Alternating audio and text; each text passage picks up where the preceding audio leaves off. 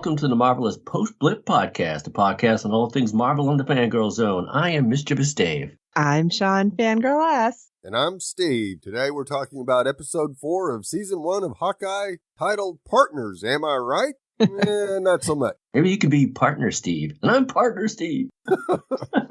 All right, initial reactions. What do you think, Sean? I liked it. I will tell you, I kind of got spoiled because I didn't get to watch it Tuesday. Well, I didn't get spoiled. Rewind. It was, something was put out there about our guest appearance. Right. That we all knew was coming. Yeah. And it kind of made me mad that the toxic fandom was ticked off that she's like, yay, I can't believe I'm going to be here. I just wanted to let you know, and showed some behind the scenes pictures. Well, she got banned in Canada. Yeah, it's like, what? And people were like so ticked off. And so that made me mad because I'm like, how are you not liking this? Because it's building everything. And I've just been on pins and needles waiting for this to happen. And when I got kind of sort of a spoiler from Dave, but it wasn't a spoiler, I was like, ooh, are we getting, what did I say? I'm like, Kingpin, Batman. Yeah, it was like, I'm thinking, is it Kingpin? Is it Mephisto? Is it Agnes all along? Yeah. But like, I was waiting for something and I'm like, oh, we knew this was coming. So I wasn't mad about it. I was just irritated. But I feel like they definitely dropped a little seed that is blooming in my mind that I will get to, that I'm totally thinking it's taking a left turn. So I'm excited about the way this one ended up. Oh, wow. Okay. I was going to say, well, keep that seed fertilized. It's in my head. Yeah, I enjoyed it as well. Interesting that Kate wants to be partners, but yet she still does her own thing. So it's like, that's really not quite how it's supposed to work. So Yeah. I noticed a few inconsistencies like that, too. Yep. So we'll see what happens. I mean, I definitely believe that Hawkeye is serious about what he said to Kate at the end, but I don't think Kate's going to listen. Of course she's not going to listen. I feel like she's never going to listen to anybody about anything. Nope. Yeah, I thought it was okay. Good parts there, too. I know we're not rating it, but if we were, I would give it 3 out of 5 nickel tricks. I still can't do that with a bottle cap. The first person I'd probably kill is myself. Yeah, but, there was, I know we're going to get to it soon, but I think it's Steve's part that'll probably touch on it. But I was wondering, how the heck, at the end of the lesson, did they get there? That is Jack and Kate's mom. I thought the place was empty. Right. That's what they thought, too. Yeah. So, what, do they have a secret entrance somewhere? Anyway, we'll get to it. Did you guys have a problem with that at all? I have a problem with Kate not actually following directions. So I feel like she just didn't know how to do recon very well.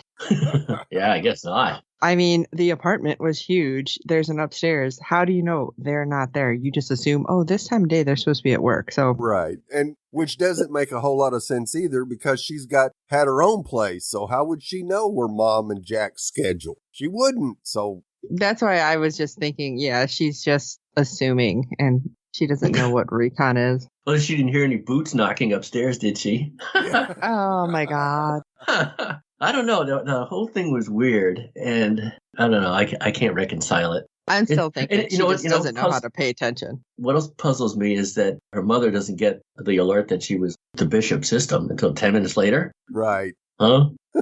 Anyway, go ahead, Steve. It's all yours. Oh, wait, no, I have to do the recap. John's got a little recap, yeah. Yeah, I have a little to plant more seeds. Secrets are revealed and hard truths emerge, culminating in a battle against 2 opposing forces. Yeah, little tiny seeds. Yes, yeah, little baby poppy seed size seeds. Face to face with Avenger in his apartment, Jack struggles to recall Clint's superhero name, stuttering, "You're Archer," or Barton corrects him. Referring to Hawkeye as Archer potentially nods toward 2 alternate versions of the Marvel hero. The real name of Earth 9602's Judgment League Avenger Hawkeye was Clinton Archer, while Earth 712 had Wyatt McDonald, who went by the names Golden Archer and Black Archer, as well as using the Hawkeye moniker. He was the Golden Archer. Was he sponsored by McDonald's? Yeah.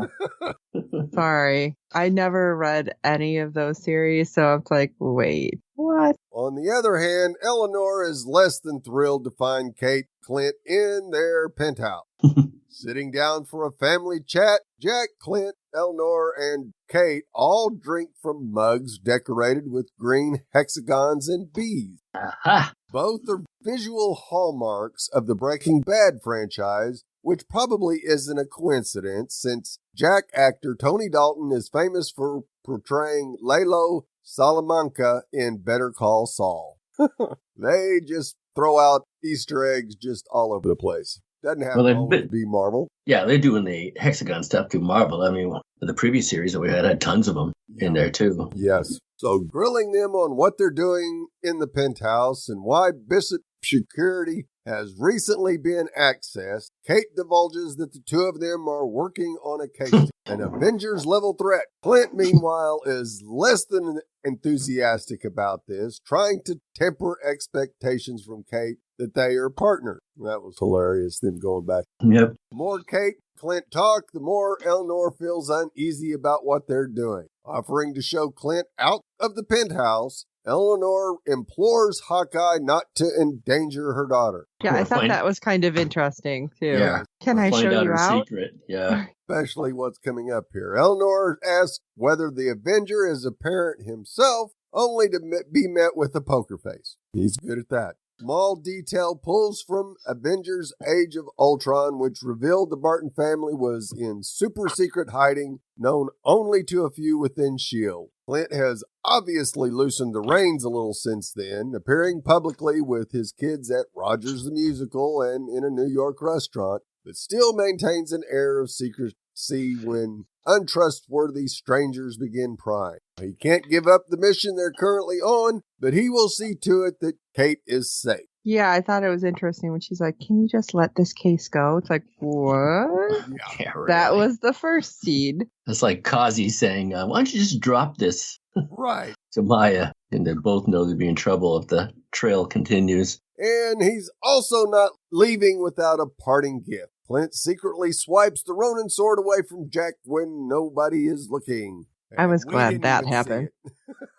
Yeah. No, he's quick. That was puzzling to me, too. Why didn't we see it? How come we didn't get to see that? Exactly. It would be kind of slick. I'm assuming it was the whole, well, let me grab my coat. And then, because he knows how to make the sword, like, collapse or whatever really quickly. So it was like, bam. And it's not making the big whoosh, whoosh sounds like we're hearing on TV. How's I it go? think Jack might notice that. Oh, I'm sorry. Let me do that again. Yeah. Just so, you guys can all keep this and use it in your real lives. The whoosh, whoosh sound.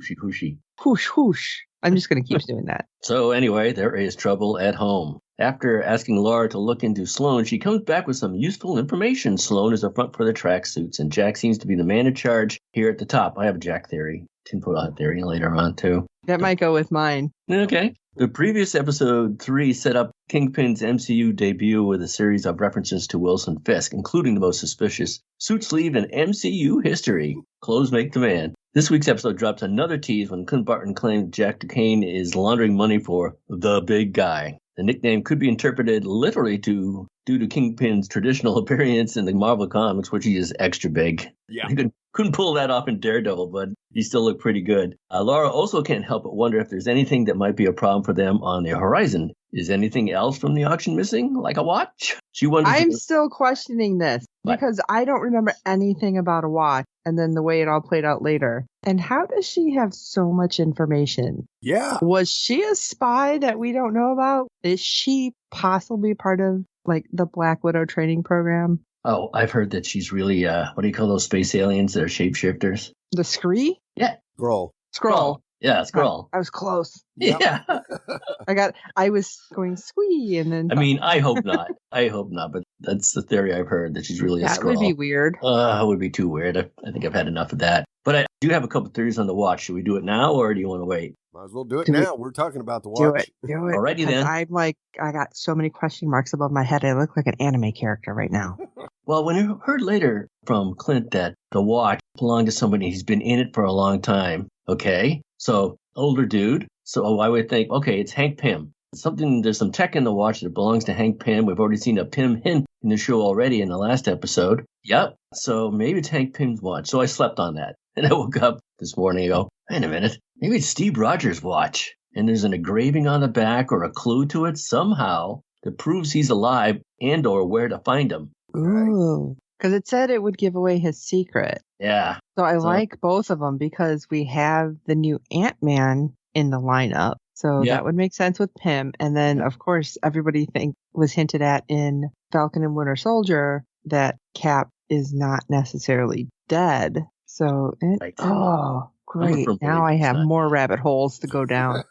Well, that's my two theories as far as the watch is concerned. I'm dying to see how this is resolved. When I was talking to my pals at Wonderland Comics in Connecticut, I was raising doubts that it's going to be resolved at all. We get a cliffhangers, that's okay, but I think there's going to be a lack of resolution here. I don't have a lot of faith in it. Yeah, I'm just being cynical. I was starting to think it was Fury's because, I mean, our people know Fury's alive, but we also know last time we seen him, he was up on a spaceship. So yeah, I wasn't sure. So there's a third option. Yeah. Maybe. Anyway, we were just talking about Laura wondering about Watch, and she wonders if it might appear again, too, which worries Clint, like, gulp. Clint, not the only one with troubles at home right now, as Kate tries to talk to her mother about Jack, but Eleanor would much rather talk about the upcoming Bishop Security holiday party. That's weird. Either she's just trying to change the subject real fast. Yep. And this is right after she just exposed her own suspicions, though. So why didn't she pursue that? I don't know. That seemed inconsistent to me. But speaking of Eleanor Bishop as an untrustworthy stranger, many Hawkeye viewers suspect Kate Mother is actually Madame Mask from the Marvel Comics, or at least knows her. Playing into that theory, several pieces of artwork hanging around the background of the show a blank-faced woman somewhat similar to Madame Mask's traditional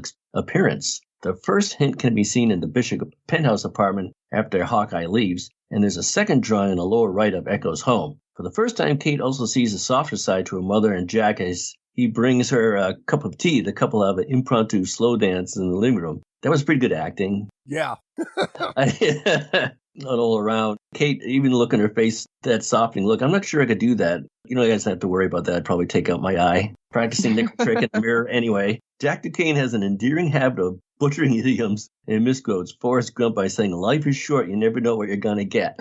Though hardly an obvious comparison, Jack and Forrest have something in common. Both are outwardly innocent, but often find themselves in the wrong or right place by coincidence. And Duquesne turning up at the black market auction on Sloan's LTD's records and having a butterscotch candy from Armand's apartment immediately after the socialite's death. Is this a sign that, just like Forrest, Jack is merely a victim of circumstance? Nah, I don't know. You know what? I'm kind of on the fence with that lately. But that Madame Mask showed up in Agent Carter, right, Steve, in the second season? Yes.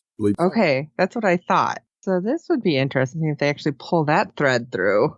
So much. So many threads. And it sure feels to me like both Jack and Eleanor are in cahoot and probably working for Batman.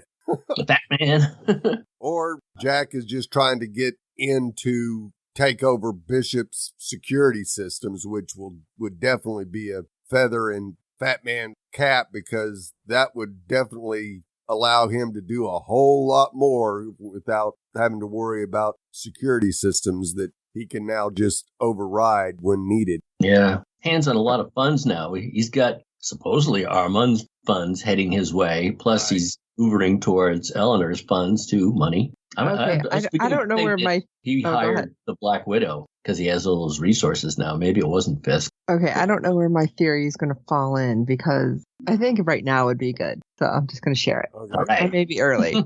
Okay, because at some point we see Kate's mom on the phone, and she says that she has to talk to whoever's on the other line. So I'm starting to think that she and Jack are not working together, that she might be possibly setting Jack up as a fall guy, even though Jack has his own plan to try to sneak into the Bishop security. So it's like they don't know they're playing each other off each other. So I can totally see this taking a really weird left turn. Right, which would possibly connect to our person that sent Yelena after Clint. Yeah, and I'm starting to think that, and I totally forget her name, the one Julia Louis-Dreyfus played, is actually a completely separate entity, that she's not actually sending Yelena because somebody is paying her, that she's doing it to try to get something else. like she has a whole nother plan. She just wants to take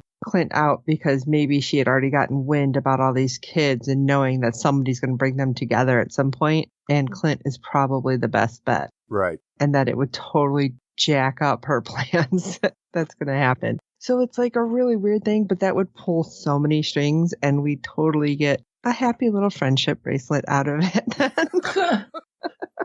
Now, of course, that's just me. It may sound crazy, so we'll see what happens. But after spending time with her mom and Jack, Kate realizes that Clint is all alone right now, and it's Christmas time. That's no way to spend the days before Christmas. So on a mission to spread holiday cheer, Kate shows up at Moira's apartment with all the trimmings she can manage. We're talking about light up trees, decorations, ugly sweaters, which I loved that they got the ugly sweaters, and of course, pizza, and who else? The pizza dog, which, by the way, they did show a behind the scenes picture of the dog. The dog is not blind in one eye. He has both eyes.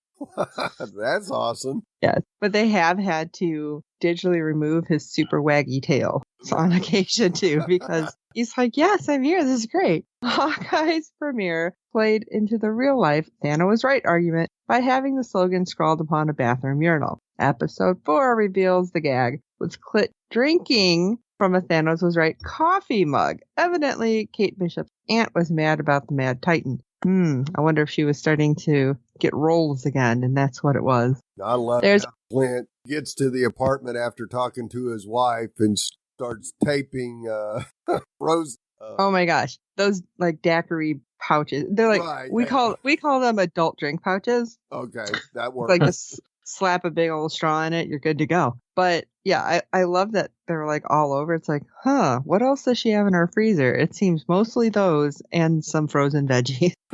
So at least he had ice pack. And yes, for people who are listening who are overseas, it is a weird thing that apparently only people in the US have. I don't know why, but like those frozen vegetables, the peas especially, are really good if you've hurt yourself because it bends around your injury. Not that I use them. I actually eat them when I buy them. I don't use them for injuries, but it's a thing. I don't know why. But anyway, there is also a purpose for this holiday party and not just to get drunk off those pouches. Kate wants to get to the bottom of Jack and the tracksuit. When Kate Bishop expects her mentor to devise an ingenious plan, Hawkeye responds with, planning's not really my thing. And also, are you sure that's a dry erase marker? That was totally an expo marker. Come on. Yes. That's the only dry erase I have. But to get rid of it, use a permanent marker over it and it actually comes off. I don't know why. I'm sorry. Yeah, a permanent marker, use a dry erase. Sorry, had that backwards. I don't know why that works. I almost screwed everybody up. Don't do that. But I don't know why that other thing works. It's very strange. This is a nod to how Clint Barton was rarely the brains of the operation in his MCU movies. I think he knew a lot. He wasn't the one planning the big, long deal. When a scientific solution is called for, Hulk and Iron Man took point, while Captain America came up with any and all battlefield strategies. Before that, Hawkeye took orders from Nick Fury, so no planning, really. It really isn't Clint's thing. He's done it, but apparently not that great, because we do find out later he didn't follow orders at one point, which we'll get to that. Following the previous episode's car chase sequence, the MCU faithful were left wondering, where are Clint Barton's trick arrows? And where are they coming from? He's retired from S.H.I.E.L.D., and Hank Pym doesn't quite line up as Hawkeye's permanent supplier, so unless Tony Stark is making weapons from beyond the grave, trick arrows should be in short supply. To Kate Bishop's utter dismay, this week's episode confirms as much. The few arrowheads aside, Jeremy Renner's quiver is all but depleted of trick arrows, revealing another consequence of Tony Stark's tragic demise. It would be difficult to get an exploding arrow back anyway, right? I totally see that. It's like, oh, okay, well, that whole thing went to pieces. But where was he doing them before? Come on. Yeah. He wasn't making them? I think he was. I think him and Laura are doing something in that barn more than holding tractors. Yeah. Hawkeye believes Kate Bishop's boomerang arrow concept is ridiculous and impractical. But he wasn't saying that in Matt Fraction's 2012 comic run. That's interesting. During a car chase sequence with the Tracksuit Mafia, which heavily inspired Hawkeye Episode 3, Kate Bishop's final gambit isn't a Pym arrow, but a boomerang arrow, which she fires to strike her tracksuit-clad opponents in the back. Interestingly, it's Clint who favors boomerang arrows in the source material and Kate who reckons they're useless. I still think that would be kind of weird unless it releases the arrowhead and then comes back, but I'm not an archer, so I don't know. Right. Chilling with Hawkeye in her aunt's apartment, Kate Bishop wears a top featuring Laika, the Russian dog who went into space. Where have we seen Laika before?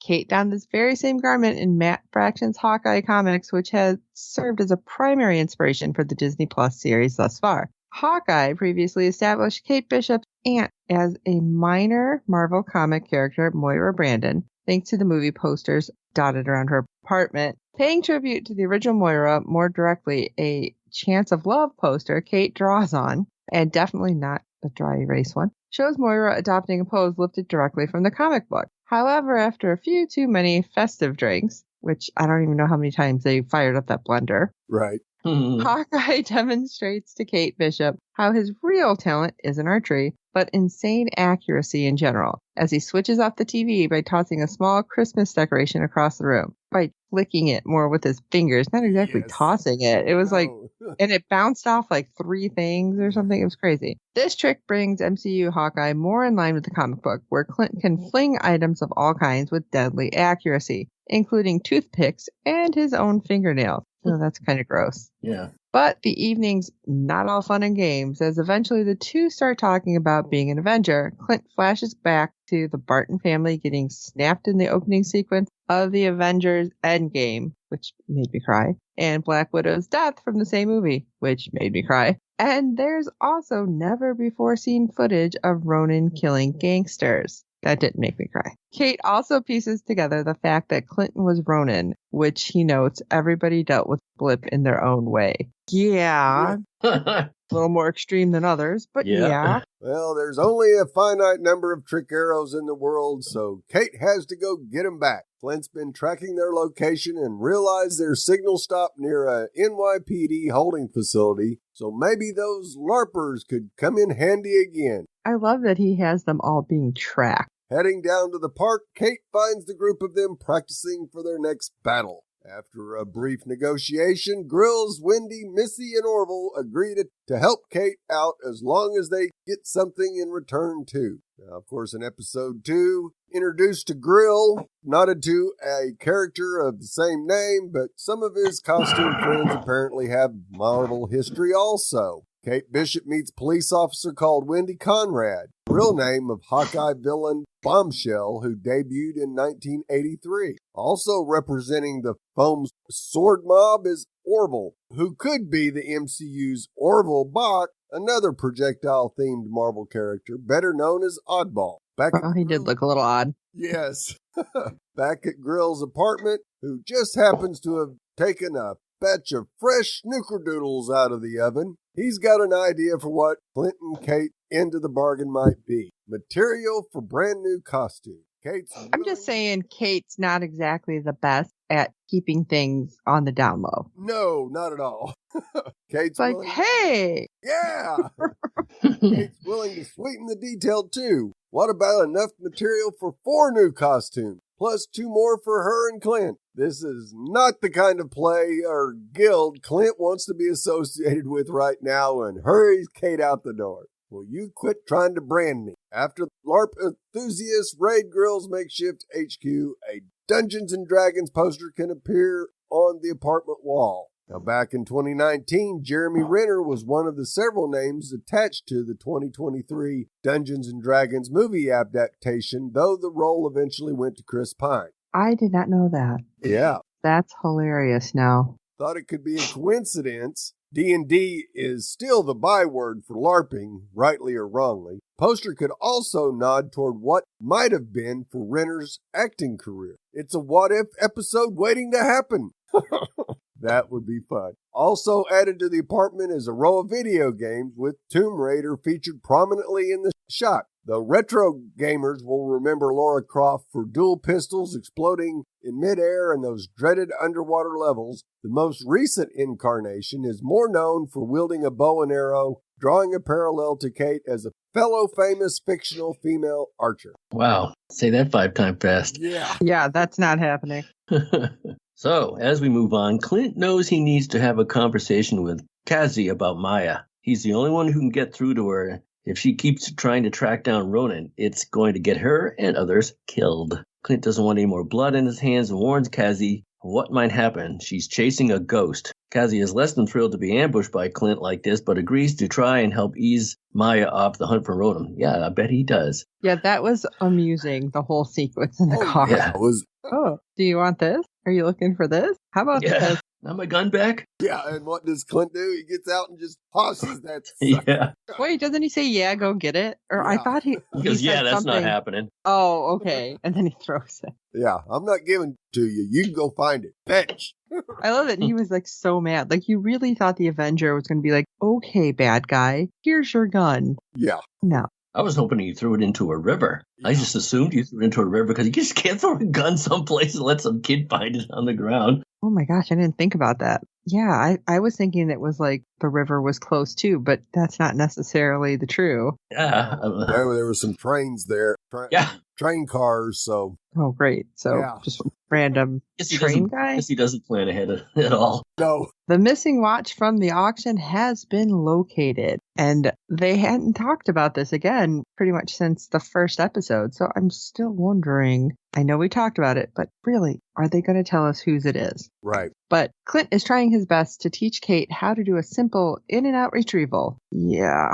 However, Kate has other ideas and goes completely rogue, deciding that she's the one who's going to do a little breaking and entering rather than serve as a lookout, and not even do it the way that Clint was telling her to. Nope. Cheese and rice, woman. Listen. You want to learn? You got to listen. Once inside the apartment, after just walking through the front door and telling some old dude, yeah, I'm talking to an Avenger. Granted, the guy thought she was crazy, but still. Kate, here's a thought. Shut your lip. Button it. No more talkie. Cheese and rice, woman. Like, I just can feel Clint rolling his eyes. Like, I don't even have to see it happen. No, not at all. Once inside the apartment, Kate ends up tripping a silent alarm. Again, big surprise. But neither she nor Clint think much of it. She just tells them there's some strobe lights happening. Now, I was thinking it was some kind of alarm, but I was also thinking it was some kind of trap. Right. So I didn't catch what it was right away. Did either of you? I didn't figure it was a trap. I figured it was an alarm. Yeah. Yeah. I mean, they said they were sitting there for a while and noticed no lights, nothing moving. But right. And then again, here's something we're going to have to play it up to movie magic. When we get to it, it's like, okay, if it's been a while, why are you sitting in the dark? Or were you sleeping? Why are you fully clothed? You know, there was a lot of things that had me like scratching my head in there. I just assumed Maya just came back to her apartment. Right. Yeah. Once the alarm went off, she headed straight to her apartment to find out what was going on. Oh, see, because I don't think they ever showed the door open. I thought it was like from like the bedroom. Oh, I thought she did. I'm going to have to rewatch it. Secret squirrel entrance. Yeah. Well, everybody's got one in this show, apparently. Yep. But at this moment is when Kate realizes that whoever lives in the apartment has been keeping tabs on Clint. And when it dawns on them what's happening while she's snooping, well, heck, this isn't great. She finds the watch, yay, but there's also the list with Clinton's family on it. And, oh, damn, this is Maya's apartment. Yep. They figure out what to do next, which is get the hell out. Of course, Kate doesn't move her butt quickly enough, but suddenly Clinton's comms go quiet just at the same time as Maya just in the apartment, which, again, questioning if somebody else caught something we didn't, let us know. But Clint is also fighting someone on the roof across the way who he thought was Maya, but apparently it's not. On the what? What are they on? A roof? A roof? How do you spell that? R-U-F? Sorry, Midwest. You can continue. Mm-hmm. Mm-hmm.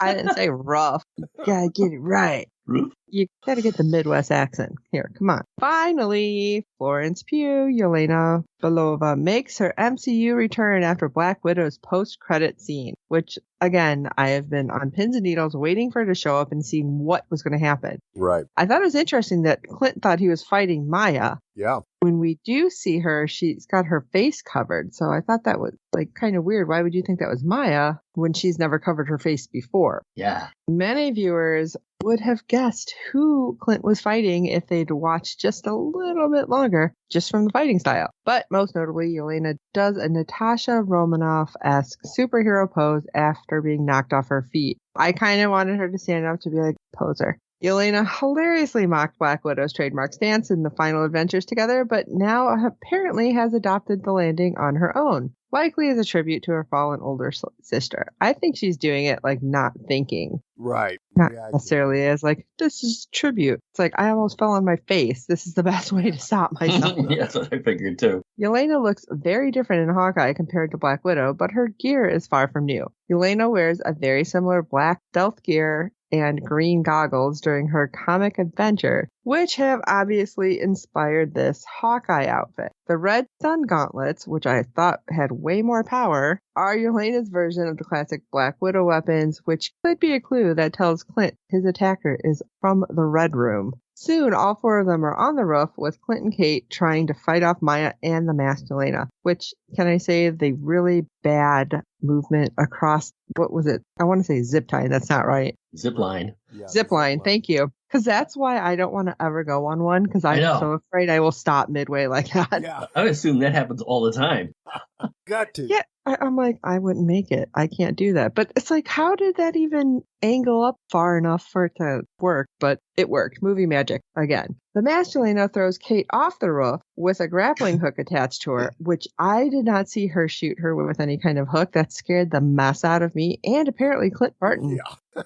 Because it helped stop Kate from tumbling all the way to the ground, which again made me wonder why Yelena did that. I was like, so maybe she is not all bad. This, of course, triggers Hawkeye into experience flashback of Black Widow's death on Vormir as seen in Avengers Endgame, along with me, and started to tear up thinking, wait, what's going to happen? He's visibly panicked, and the image of Clint Barton desperately reaching out his hand acts as an intentional mirror to Natasha's final moment. They're just going to make me relive this moment over and over. Yep. I hated that. Complementing the comparison, Hawkeye subtly brings back the music used during Adventures Endgame's Vormir scene. Can you not kill me? Please stop putting salt in my wound.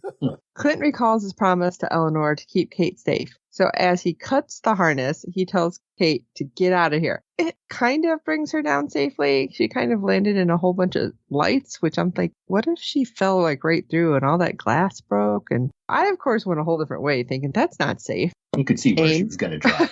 Yeah. No, he could see. I'm sure he scouted. You prepared that much in advance to letting her go. Yeah, well, he's way more like prepared than she was, so I see that. Kate, refusing to leave the fight, races back up to the roof and shoots Maya in the shoulder, leaving her to retreat. Shut up, Dave. This is all Steve's fault for putting Roof in the notes. They tease me so much. Now, all focus is on the masked assailant as Clint goes to get the upper hand and pulls off the hood, revealing Yelena. Though Kate has a clear shot, I thought this was interesting. Yelena looks at her and does a little head shake as to no, and then she jumps off the roof herself with a grappling hook. I thought that was interesting because Clint had just told her earlier in the episode about the best shot he took was the shot he didn't take. Right. Which was when he was supposed to take out Natasha. So not that she knows who Yelena is, but it was interesting because I'm thinking she knows that she pushed her off the roof, but she didn't let her just fall to her death. So I'm like, is this going to start a whole different like image that we're going to weave together, which I'm assuming it is. Clint realizes that there's something way bigger going on now, considering someone has hired a widow assassin. Knowing Kate's life is now in real danger, Clint demands that she goes home and stays away, and he's determined to finish the rest of the mission by himself. I love that he tells her, you don't understand. This just got super serious. Somebody brought in a widow. This is something big. And Kate's just like, no, I can do this. It's like, oh my God, listen.